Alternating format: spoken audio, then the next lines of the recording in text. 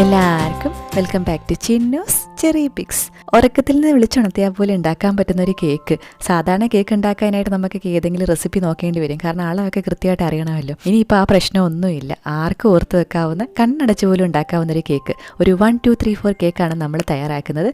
ഇതുണ്ടാക്കാനായിട്ട് നമുക്ക് ബീറ്ററിൻ്റെയോ എന്തിന് മെഷറിംഗ് കപ്പിൻ്റെ പോലും ആവശ്യമില്ല. ഒരു ചായക്കപ്പ് അല്ലെങ്കിൽ ഒരു ഐസ്ക്രീമിൻ്റെ ഡബ്ബ, അതും അല്ലെങ്കിൽ നമ്മൾ ഫ്രഞ്ച് യോഗേർട്ട് കേക്കാണ് ഇന്ന് തയ്യാറാക്കുന്നത്. ആ യോഗേർട്ടിൻ്റെ ഡബ്ബ മാത്രം മതി. അങ്ങനെയാണ് ഇത് തയ്യാറാക്കേണ്ടത്. അപ്പോൾ ബിഗിനേഴ്സിനൊക്കെ പറ്റിയൊരു കേക്കാണ്. ഇതുവരെ കേക്ക് തയ്യാറാക്കിയിട്ടില്ലാത്തവർക്ക് ഒരിക്കലും ഫ്ലോപ്പ് ആവില്ല എന്ന് ഉറപ്പോടുകൂടി ഉണ്ടാക്കാവുന്ന ഒരു സിമ്പിൾ കേക്കാണ്. അപ്പോൾ നമുക്കിത് എങ്ങനെ ഉണ്ടാക്കുന്നതെന്നുള്ളത് കാണാം. നേരത്തെ പറഞ്ഞ കണക്ക് ഫ്രഞ്ച് യോഗേർട്ട് കേക്കാണല്ലോ നമ്മൾ തയ്യാറാക്കുന്നത്. അതിനായിട്ട് നമുക്ക് യോഗേർട്ട് വേണം. ഞാനിവിടെ മിൽക്കി മിസ്റ്റിൻ്റെ ചെറിയൊരു 100 ഗ്രാമിൻ്റെ ഗ്രീക്ക് യോഗേർട്ടാണ് എടുത്തിരിക്കുന്നത്. യോഗേർട്ട് എല്ലാവർക്കും അറിയാമെന്ന് വിചാരിക്കുന്നു. നമ്മുടെ തൈര് പോലത്തെ അധികം പുളിയില്ലാത്ത നല്ല സ്മൂത്ത് ആയിട്ടുള്ള യോഗേർട്ട് എല്ലാ ചെറിയ കടയിലും വരെ വാങ്ങിക്കാൻ കിട്ടും. മിൽക്കി മിസ്റ്റിൻ്റെ എപ്പിഗാമിയുടെ ഒക്കെ അവൈലബിൾ ആണ്. അപ്പോൾ അത് 100 ഗ്രാമിൻ്റെ ഒരു ചെറിയ കപ്പാണ് ഞാൻ എടുത്തിരിക്കുന്നത്. ഈ കപ്പളവിനാണ് നമ്മൾ ഇനിയിപ്പോൾ പഞ്ചസാരയും മൈദ എല്ലാം മെഷർ ചെയ്യുന്നത്. ഇതൊരു ഫ്രഞ്ച് കേക്കാന്ന് പറഞ്ഞല്ലോ, അപ്പോൾ ഫ്രഞ്ചുകാർക്ക് എല്ലാവർക്കും കാണാപ്പാടം അറിയാവുന്ന ഒരു 1 2 3 4 കേക്കാണിത്. അവിടെ യോഗേർട്ട് കിട്ടുന്നത് 120 ml അല്ലെങ്കിൽ 150 ml കപ്പുകളിലാണ്. അപ്പോൾ ആ അളവിലുള്ള കപ്പുകൾ നിങ്ങൾക്ക് യൂസ് ചെയ്യാവുന്നതാണ്. ഞാനിവിടെ ഫ്ലേവർ ഒന്നും ഇല്ലാത്ത ഗ്രീക്ക് യോഗേർട്ടാണ് എടുത്തിരിക്കുന്നത്. നിങ്ങൾക്ക് ഫ്ലേവറുള്ള കേക്ക് വേണമെന്ന് വെച്ചാൽ ഫ്ലേവേർഡ് യോഗേർട്ടും യൂസ് ചെയ്യാവുന്നതാണ്. ഇപ്പോൾ യോഗേർട്ട് കപ്പ് കറക്റ്റ് അളവ് കിട്ടിയില്ലാലും കുഴപ്പമൊന്നുമില്ല കേട്ടോ. ഐസ്ക്രീം കപ്പൊക്കെ നമുക്ക് 120 ml കറക്റ്റ് കിട്ടാറുണ്ട്. ചെറിയ കപ്പില്ലേ ഐസ്ക്രീം, അത് വേണമെങ്കിലും നമുക്ക് യൂസ് ചെയ്യാവുന്നതാണ്. ചെറിയ ചായ കപ്പില്ലേ, അത് വേണമെങ്കിലും യൂസ് ചെയ്യാവുന്നതാണ്. അപ്പം നമ്മൾ വീട്ടിലല്ലെങ്കിൽ പോലും ഹോസ്റ്റലിൽ നിൽക്കുകയാണെന്നുണ്ടെങ്കിലും ഈ മെഷറിംഗ് കപ്പിൻ്റെ ഒന്നും ആവശ്യമില്ല. എവിടെ ഏത് വീട്ടിൽ പോയാലും നമുക്ക് പെട്ടെന്ന് ഓർത്ത് മെഷറിംഗ് കപ്പ് ഒന്നും ഇല്ലാതെ ചെയ്യാൻ പറ്റുന്നൊരു കേക്കാണ്. ടിക്ടോക്കിൽ ഭയങ്കര ഫേമസ് ആയിട്ട് വൈറലായ കേക്ക് ആയതുകൊണ്ട് തന്നെ ടിക്ടോക്ക് കേക്ക് എന്നൊക്കെ പറയാറുണ്ട്. അത്രയ്ക്ക് ഈസി ആയതുകൊണ്ടിട്ടാണ് കേട്ടോ അത് വൈറലായത്. അപ്പോൾ അധികം പറഞ്ഞ് ഞാൻ ബോറടിപ്പിക്കുന്നില്ല, നമുക്ക് ബാക്കി കാര്യങ്ങളിലേക്ക് പോകാം. അപ്പം നമ്മളിതാ യോഗേർട്ട് 1 കപ്പ് നമ്മളെടുത്ത് മാറ്റി വെച്ചിട്ടുണ്ട്. ഇനി വേണ്ട ഇൻഗ്രീഡിയൻസ് എന്തൊക്കെയാണെന്നുള്ളത് കാണാം നമുക്ക്. 1 2 3 4 അളവിനാണ് നമ്മൾ എടുക്കേണ്ടത്. 1 കപ്പ് യോഗേർട്ട് നമ്മൾ എടുത്ത് മാറ്റി കഴിഞ്ഞാൽ 1 കപ്പ് എണ്ണ വേണം. അപ്പോൾ ഒരു 1 1 2 3 4 കേക്ക് എന്ന് പറയാം. സൺഫ്ലവർ ഓയിലാണ് ഞാൻ യൂസ് ചെയ്തിരിക്കുന്നത്. അധികം മണമില്ലാത്ത നല്ല ക്വാളിറ്റിയുള്ള എണ്ണ എടുക്കാനായിട്ട് പ്രത്യേകം ശ്രദ്ധിക്കാം.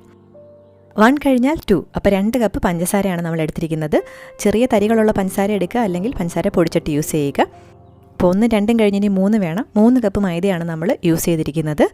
അപ്പോൾ 1 കപ്പ് യോഗേർട്ടിന് 1 കപ്പ് എണ്ണ, 2 കപ്പ് പഞ്ചസാര, 3 കപ്പ് മൈദാമാവ്. വലിയ കപ്പാണെന്നുണ്ടെങ്കിലും ഇതേ അളവിന് തന്നെയാണ് നമ്മൾ എടുക്കേണ്ടത്. നിങ്ങൾക്ക് ഓർത്ത് വെക്കാനുള്ള എളുപ്പത്തിന് വേണ്ടിയിട്ടാണ് ഞാൻ ഇതേ ഓർഡറിൽ തന്നെ ആദ്യമേ എടുത്ത് വെക്കുന്നത് കാണിക്കുന്നത്. നിങ്ങൾ ചെയ്യുമ്പോൾ അങ്ങനെ ചെയ്യേണ്ട ആവശ്യമില്ല, അല്ലെങ്കിൽ ഓരോ പ്രാവശ്യം ഈ ഡബ്ബ കഴുകേണ്ടി വരും. യോഗേർട്ട് എടുത്തതിന് ശേഷം ഒരു പ്രാവശ്യം ഒന്ന് കഴുകി തുടയ്ക്കുക. അതിനുശേഷം ഡ്രൈ ഇൻഗ്രീഡിയൻസ് മൈദയും പഞ്ചസാരയൊക്കെ എടുത്തതിന് ശേഷം മാത്രം എണ്ണ എടുക്കുക. അപ്പോൾ 1 കപ്പ് തൈരിന് 1 കപ്പ് എണ്ണ, 2 കപ്പ് പഞ്ചസാര, 3 കപ്പ് മൈദ. ഇനി 4മത്തത് മുട്ടയാണ് കേട്ടോ. 4 മുട്ടയാണ് കണക്കിന് എടുക്കേണ്ടത്. പക്ഷേ ഞാനിവിടെ 3 മുട്ട എടുത്തിട്ടുള്ളൂ, കാരണം നമ്മുടെ കപ്പിൻ്റെ സൈസ് വളരെ കുറവായിരുന്നല്ലോ. 100 ഗ്രാമിൻ്റെ കപ്പാണ് നമ്മൾ എടുത്തത്. നിങ്ങൾ 150 ഗ്രാമിൻ്റെ കപ്പാണ് യൂസ് ചെയ്യുന്നതുണ്ടെങ്കിൽ 4 മുട്ട വരെയൊക്കെ യൂസ് ചെയ്യാവുന്നതാണ്. അതുപോലെ തന്നെ പഞ്ചസാരയും എണ്ണയൊക്കെ വേണമെങ്കിൽ കുറയ്ക്കാവുന്നതാണ്. ഒരുപാടങ്ങ് മാറ്റം വരുത്തരുത്. അപ്പോൾ ഇനി മിക്സ് ചെയ്തെടുക്കാം. വളരെ എളുപ്പമാണ്, നമുക്ക് ബീറ്ററിൻ്റെ പോലും ആവശ്യമില്ല. അപ്പോൾ അതിനായിട്ട് നമുക്ക് ആദ്യം വെറ്റ് ഇൻഗ്രീഡിയൻസും ഫ്ലേവേഴ്സും ഒക്കെ ഒന്ന് മിക്സ് ചെയ്തെടുക്കാം. അതിനായിട്ട് യോഗേർട്ടിലേക്ക് എണ്ണ ചേർത്ത് കൊടുക്കാം, മുട്ട ചേർത്ത് കൊടുക്കാം, പഞ്ചസാര ചേർത്ത് കൊടുക്കാം. ഇനി ഇതിന് വേണ്ടിയിട്ടുള്ള ഫ്ലേവേഴ്സൊക്കെ ചേർത്ത് കൊടുക്കാം. ഞാനിവിടെ 1 ടീസ്പൂൺ വാനില എക്സ്ട്രാക്റ്റ് ആണ് ചേർത്ത് കൊടുക്കുന്നത്. നിങ്ങൾക്ക് ഇതിന് പകരം 5-6 തുള്ളി വാനില എസൻസ് ചേർത്ത് കൊടുക്കാം. അതുപോലെ തന്നെ കുറച്ചും കൂടെ ഫ്ലേവർ കിട്ടാൻ വേണ്ടിയിട്ട് ഓറഞ്ചിൻ്റെയോ അല്ലെങ്കിൽ വലിയ നാരങ്ങയുടെയോ തൊലിപ്പുറം ഒന്ന് ഗ്രേറ്റ് ചെയ്ത് ചേർത്ത് കൊടുക്കാം. വെള്ളഭാഗം വീഴാതെ ശ്രദ്ധിക്കുക. ഞാനിപ്പോൾ എന്തായാലും വാനില എക്സ്ട്രാക്റ്റ് മാത്രമാണ് ചേർത്ത് കൊടുക്കുന്നത്. അപ്പോൾ നമുക്കിത് ഹാൻഡ് ബ്ലെൻഡർ ഒന്നും വേണ്ട, വിസ്ക് വെച്ച് തന്നെ ഇതുപോലെ ഒന്ന് ബീറ്റ് ചെയ്തെടുക്കാം. പഞ്ചസാരയൊക്കെ ഒന്ന് അലുത്ത് നല്ലൊരു സ്മൂത്ത് കൺസിസ്റ്റൻസി ആവുന്നവരെ നമ്മളിതൊന്ന് ബീറ്റ് ചെയ്തെടുക്കാം.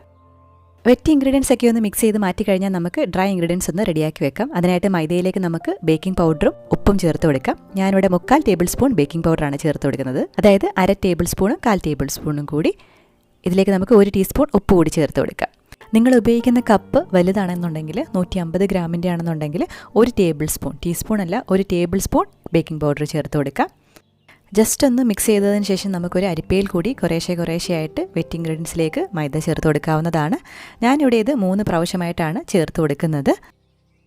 നമ്മൾ കേക്ക് ഉണ്ടാക്കുമ്പം എപ്പോഴും ശ്രദ്ധിക്കേണ്ട ഒരു കാര്യം, ഓവർ മിക്സ് ചെയ്യരുത്. നമ്മൾ ഒരുപാട് ഇട്ട് മിക്സ് ചെയ്യുകയാണെന്നുണ്ടെങ്കിൽ കേക്ക് അങ്ങ് കട്ടിയായി പോവും, ഡെൻസായി പോവും, കാരണം അതിൽ ഗ്ലൂട്ടൻ ഫോം ആവും. അപ്പോൾ അതുകൊണ്ട് തന്നെ നമ്മൾ വളരെ കുറച്ച് മാത്രമേ മിക്സ് ചെയ്യാവുള്ളൂ. ഒരു വിസ്ക് വെച്ചിട്ട് ഇങ്ങനെ ജസ്റ്റ് ഒരു ഫ്യൂ സെക്കൻഡ്സ് മാത്രം ഒന്ന് മിക്സ് ചെയ്തെടുക്കുക. മാവ് ഇങ്ങനെ ജസ്റ്റ് ഒന്ന് ഡിസപ്പിയർ ആയി തുടങ്ങുമ്പോൾ തന്നെ നമുക്ക് അടുത്ത ബാച്ച് മൈദ ചേർത്ത് കൊടുക്കാവുന്നതാണ്. ഒരുപാട് അങ്ങ് നേരെ ഇട്ട് മിക്സ് ചെയ്യേണ്ട ആവശ്യമില്ല, അങ്ങനെ ചെയ്യരുത്. വിസ്ക് വെച്ച് ജസ്റ്റ് റൗണ്ടിന് മാത്രം ഒന്ന് മിക്സ് ചെയ്യുക. ഒരുപാട് നേരം ഒന്ന് മിക്സ് ചെയ്യേണ്ട, കുറച്ച് സെക്കൻഡ്സ് മാത്രം ഒന്ന് മിക്സ് ചെയ്താൽ മതി. ലാസ്റ്റായിട്ടുള്ള മൈദയും കൂടെ ചേർത്തതിന് ശേഷം നമുക്കിനി ഒരു സ്പാച്ചുല വെച്ചിട്ട് കട്ട് ആൻഡ് ഫോൾഡ് മെത്തേഡിലൊന്ന് മിക്സ് ചെയ്ത് കൊടുക്കാം. ഇനി നമുക്ക് വിസ്ക് ഉപയോഗിച്ച് മിക്സ് ചെയ്യേണ്ട ആവശ്യമില്ല. ഇതുപോലെ ജസ്റ്റ് ഒന്ന് ഫോൾഡ് ചെയ്ത് കൊടുക്കുക. പൊടിയൊക്കെ ഒന്ന് കാണാതാവുന്നിട വരെ മാത്രം നമ്മളിതൊന്ന് മിക്സ് ചെയ്ത് കൊടുത്താലും മതിയാകും. അതുപോലെ തന്നെ നമ്മൾ യൂസ് ചെയ്യുന്ന ഇൻഗ്രീഡിയൻസ് എല്ലാം റൂം ടെമ്പറേച്ചറിലായിരിക്കണം. ഫ്രിഡ്ജിൽ വെച്ച് ഇൻഗ്രീഡിയൻസ് എന്തെങ്കിലുമൊക്കെ ഉണ്ടെങ്കിൽ നേരത്തെ തന്നെ പുറത്തെടുത്ത് വെച്ച് അതിൻ്റെ തണുപ്പ് മാറ്റുക. അപ്പോൾ ഇതുപോലെ ജെൻറ്റിലായിട്ട് നമ്മളിത് മിക്സ് ചെയ്തെടുത്തിട്ടുണ്ട്. ഇതുപോലെ നല്ല സ്മൂത്തായിട്ട് നല്ല തിളങ്ങുന്ന കുറച്ച് ഗ്ലോസി ആയിട്ടുള്ളൊരു ബാറ്ററാണ് നമുക്ക് കിട്ടുന്നത്. ഇനി നമുക്ക് ബേക്കിംഗ് ടിൻ ഒന്ന് തയ്യാറാക്കിയെടുക്കാം. ഞാനിവിടെ 7 ഇഞ്ചിൻ്റെ ബേക്കിംഗ് ടിന്നാണ് എടുത്തിരിക്കുന്നത്. ഇതിൽ നമ്മൾ എണ്ണ തൂവി കൊടുക്കുക. അതിൻ്റെ മുകളിലേക്ക് കുറച്ച് മൈദ ഒന്ന് ഇട്ട് തട്ടി എല്ലായിടത്തും ഒന്ന് കോട്ട് ചെയ്ത് കൊടുക്കുക. അടിയിൽ മാത്രം ഞാൻ ബട്ടർ പേപ്പർ ഒന്ന് കട്ട് ചെയ്തിട്ട് കൊടുത്തിട്ടുണ്ട്. ഒരുപാട് അങ്ങ് ബ്രൗൺ ആവാതിരിക്കാൻ വേണ്ടിയിട്ടാണ് അടിഭാഗം. തയ്യാറാക്കി വെച്ചിരിക്കുന്ന കേക്ക് ടിന്നിലേക്ക് നമുക്ക് ബാറ്റർ ചേർത്ത് കൊടുക്കാം. എയർ ബബിൾസ് ഒക്കെ ഒന്ന് ടാപ്പ് ചെയ്ത് കളയാം. ഒരു സ്ക്യൂർ ഉപയോഗിച്ചത് ഇങ്ങനെയൊന്ന് ചെയ്യുകയാണെന്നുണ്ടെങ്കിൽ വലിയ എയർ ബബിൾസ് ഒക്കെ ഉണ്ടെങ്കിൽ പോയി കിട്ടും. ബേക്ക് ചെയ്യുമ്പോൾ എയർ ബബിൾസ് എക്സ്പാൻഡ് ആയിട്ട് കേക്കിൻ്റെ മുകൾ ഭാഗമൊക്കെ ഇങ്ങനെ അൺഈവൻ ആയിട്ടിരിക്കും. അത് അവോയ്ഡ് ചെയ്യാൻ വേണ്ടിയിട്ടാണ് നമ്മൾ ഇങ്ങനെ ചെയ്യുന്നത്. ലാസ്റ്റായിട്ട് ഒന്നുകൂടെ ടാപ്പ് ചെയ്ത് കൊടുക്കാം. ഇനി നമുക്കിത് ബേക്ക് ചെയ്തെടുക്കാം. പ്രീ ഹീറ്റ് ചെയ്ത് അവനിൽ വേണം വെച്ച് കൊടുക്കാനായിട്ട്. 180 ഡിഗ്രി സെൽഷ്യസിൽ ടോപ്പ് ആൻഡ് ബോട്ടം ഹീറ്റിംഗ് മോഡിലാണ് നമ്മൾ പ്രീ ഹീറ്റ് ചെയ്തെടുക്കുന്നത്. കേക്ക് ടിൻ വെച്ച് കൊടുക്കുക. ഞാനിവിടെ 180 ഡിഗ്രി സെൽഷ്യസിൽ ബോട്ടം റോഡ് മാത്രമാണ് ഓണാക്കിയിരിക്കുന്നത്. ഒരു 40 മിനിറ്റാണ് ഞാനിത് ബേക്ക് ചെയ്തെടുത്തത്. ഓരോ അവൻ്റെ അനുസരിച്ച് 40 മുതൽ 50 മിനിറ്റ് വരെ നമുക്ക് വേണ്ടി വരാം. പ്രീ ഹീറ്റ് ചെയ്തപ്പോൾ 2 കോയിൽ ഓണായിരുന്നു. ബേക്ക് ചെയ്യാൻ നേരം ഞാൻ ബോട്ടം റോഡ് ബേക്ക് മോഡിൽ മാത്രമാണിത് ബേക്ക് ചെയ്തെടുക്കുന്നത്. ഇനി അവനില്ലാത്തവർക്ക് സാധാരണ നമ്മൾ അടുപ്പത്ത് വെച്ചിട്ട് കേക്ക് ഉണ്ടാക്കില്ലേ, അതുപോലെ തന്നെ ചെയ്തെടുക്കാവുന്നതാണ്. ഒരു കുഴപ്പവും വരില്ല. ഒരു 40 മിനിറ്റ് ആയതിനു ശേഷം നമുക്ക് 2 റോഡും ഒന്ന് ഓണാക്കി കൊടുക്കാം. ടോപ്പ് ആൻഡ് ബോട്ടം മോഡിൽ 1 മിനിറ്റ് ഒന്ന് ബേക്ക് ചെയ്തെടുക്കാം. മുകൾ ഭാഗമൊക്കെ ഒന്ന് ബ്രൗൺ ആയി കിട്ടുന്നതിന് വേണ്ടിയിട്ടാണ് നമ്മൾ ലാസ്റ്റ് 1 മിനിറ്റ് മാത്രം ഇങ്ങനെ ബേക്ക് ചെയ്തെടുക്കുന്നത്. അപ്പം നമ്മുടെ കേക്ക് ഇവിടെ നല്ല ബേക്കായി വന്നിട്ടുണ്ട്. നിങ്ങൾക്ക് ഈ റൗണ്ട് ടിന്നിന് പകരം ബ്രെഡിൻ്റെ ടിന്നിൽ ലോഫ് പാൻ അതിൽ വെച്ചിട്ട് ഇത് ബേക്ക് ചെയ്തെടുക്കാവുന്നതാണ്. അങ്ങനെ ആകുമ്പോൾ ഈ വിള്ളൽ നടുവിലൂടെ വരും. അപ്പോൾ കാണാൻ നല്ല ഭംഗിയാണ്. നല്ലപോലെ തണുത്തിട്ട് വേണം നമ്മളിത് കട്ട് ചെയ്യാനായിട്ട്. അതിന് മുന്നേ ആയിട്ട് നമുക്കിൽ ബട്ടർ പേപ്പർ ഒന്ന് റിമൂവ് ചെയ്ത് കൊടുക്കാം. ഈ കേക്ക് ഇങ്ങനെ വെറുതെ കഴിക്കാൻ നല്ലതാണെങ്കിലും അതിലും ടേസ്റ്റ് ഇതിൻ്റെ മുകളിൽ എന്തെങ്കിലും ടോപ്പിംഗ് വെച്ച് കഴിക്കുന്നതാണ്. പ്രത്യേകിച്ച് ജാമോ ഫ്രഷ് ഫ്രൂട്ട്സോ അല്ലെങ്കിൽ വിപ്പിംഗ് ക്രീമോ ഐസ്ക്രീമോ എന്ത് വേണേലും വെക്കാം. പ്രത്യേകിച്ച് ജാം മുകളിൽ പുരട്ടിയിട്ട് കഴിക്കുമ്പോൾ നല്ല ടേസ്റ്റാണ്. സ്ട്രോബെറി ജാമോ ബ്ലൂബെറിയോ ബ്ലാക്ക് കറണ്ടോ പൈനാപ്പിളോ ഇഷ്ടമുള്ള ജാം യൂസ് ചെയ്യാവുന്നതാണ്.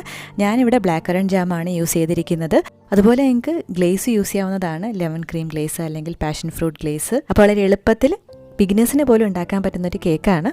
അപ്പോൾ അത്ര ഹെൽത്തി ആയിട്ടുള്ള കേക്കൊന്നും അല്ല, എങ്കിലും ആദ്യമായിട്ടൊക്കെ കേക്ക് ഉണ്ടാക്കുന്നവർക്ക് പെട്ടെന്ന് യൂസ് ചെയ്യാവുന്നൊരു സാധാരണ സിമ്പിൾ കേക്കാണ്. അപ്പോൾ ഇതുപോലുള്ള സിമ്പിൾ ബേക്കിംഗ് റെസിപ്പീസൊക്കെ കാണാൻ താല്പര്യം ഉണ്ടെങ്കിൽ തീർച്ചയായിട്ടും കമൻറ്റ് ചെയ്ത് അറിയിക്കുക. നമ്മുടെ ചാനൽ ആദ്യമായിട്ടാണ് കാണുന്നതെന്നുണ്ടെങ്കിൽ സബ്സ്ക്രൈബ് ചെയ്യുന്നവരും മടിക്കരുത്. ആ സൈഡിൽ കാണുന്ന ബെല്ലൈക്കൺ കൂടി ക്ലിക്ക് ചെയ്യണമെന്നുണ്ടെങ്കിൽ പുതിയ വീഡിയോസ് ഇടുമ്പോൾ നോട്ടിഫിക്കേഷൻസ് ആയിട്ട് കിട്ടിക്കോളും. നമ്മുടെ വീഡിയോ എല്ലാവർക്കും ഇഷ്ടമായെന്ന് വിചാരിക്കുന്നു. ഇഷ്ടമായിട്ടുണ്ടെങ്കിൽ കമൻറ്റ് ചെയ്ത് അറിയിക്കാം. പുതിയ റെസിപ്പി വീഡിയോ അല്ലെങ്കിൽ വ്ലോഗായിട്ട് നമുക്ക് വീണ്ടും കാണാം. അതുവരേക്കും ബൈ.